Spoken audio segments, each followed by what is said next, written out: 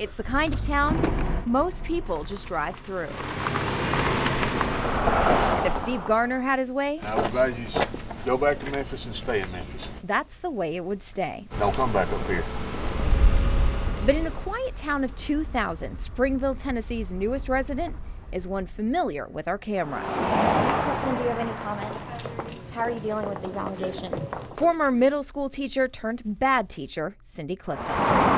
In 2012, Clifton made waves in another small town.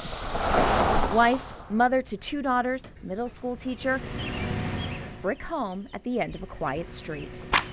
Hit with a 53-count indictment, including more than 24 counts of statutory rape, boys ages 14 to 17, oral sex in the classroom, in her car after offering rides home from school, and in the bathroom of the master bedroom she shared with her husband. To avoid a trial, the teacher made a deal with prosecutors and pleaded guilty to only 7 of the rape charges, 1 for each victim. We have avoided not only the victimization and the exposure to the victims, but the time and the expense and quite frankly, the public heartache of this trial.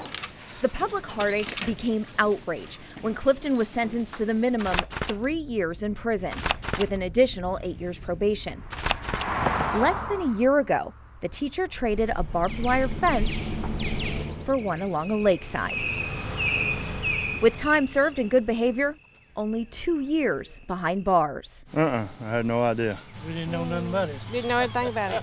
In Springville, most neighbors had no idea about the former teacher's dark secret. She seemed like a nice lady. I was kind of shocked, though. 120 miles away, where many of her victims still live, Well, somebody got it wrong. the feelings are even stronger. She didn't pay for a crime. She should have paid for a crime. These are children's lives that she messed up. After several online petitions, Clifton was denied parole in February 2013. But in June 2014, she was quietly released to supervised probation.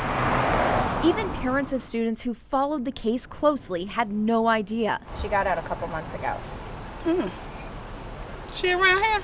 Tara McGregor's 2 older children went to Crestview Middle while Clifton taught there. Had it been a man, they probably would have hung him. He probably would have been in there for 15 years, 20 years. Recently, male teachers in Michigan, Pennsylvania, and Utah have been sentenced 20 to 30 years in prison. Unlike Clifton, each of them had a relationship with one female student. And I think it's got a lot to do with our societal perception, which is shared by sentencing judges, that teenage girls are more vulnerable and more in need of protection and more likely to be emotionally traumatized by this kind of sexual victimization. University of Memphis criminal law professor Steve Mulroy says Clifton's parole isn't surprising. So she served a good chunk of the sentence that she got. That's less surprising. But the 3 years is a little surprising given the number of victims and the low age of some of those victims. It don't matter what she got to lose, them kids, they'll never be the same. Clifton's home in Covington finally sold. Her husband and daughters moved to Atoka. They visit her on the weekends. She now works at Prater's Taters, a restaurant advertised as a family-oriented atmosphere. She refused to talk to us. Do you have anything that you would like to say at all about the No, victim? ma'am. No, ma'am. Nothing at all? Nothing at all.